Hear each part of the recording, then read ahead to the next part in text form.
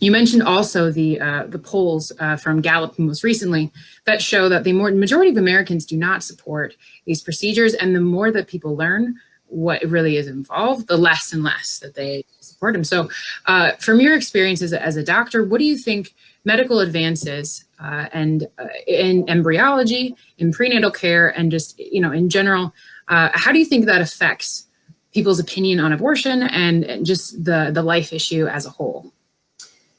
Well, I think that science is really on the side of the pro-life movement, and I know that you're emphasizing that this year.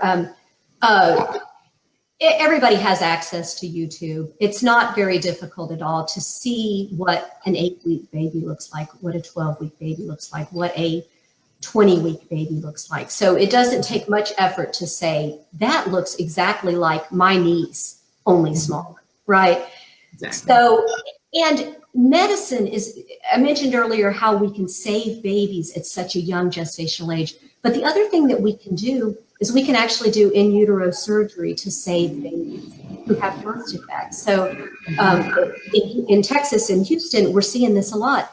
Babies who are diagnosed with spina bifida, a hole in the spine, can have a surgery where the uterus is open, the surgeon fixes the baby, puts the baby back in the uterus, and this is done at like 18, 20 weeks, and then allows that baby to go to term. So the cognitive dissonance of what our country allows is amazing sometimes.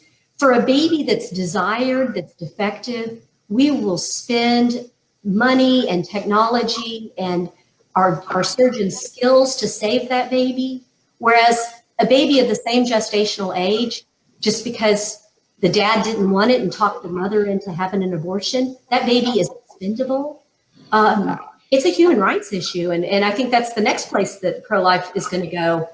What is the only category of human beings that we don't value anymore? It's that category of living human being, genetically distinct from his mother, who happens to be living in the mother's uterus. He's not part of the woman. He's got his own DNA. He's got his own plan, blueprint for what he'll be.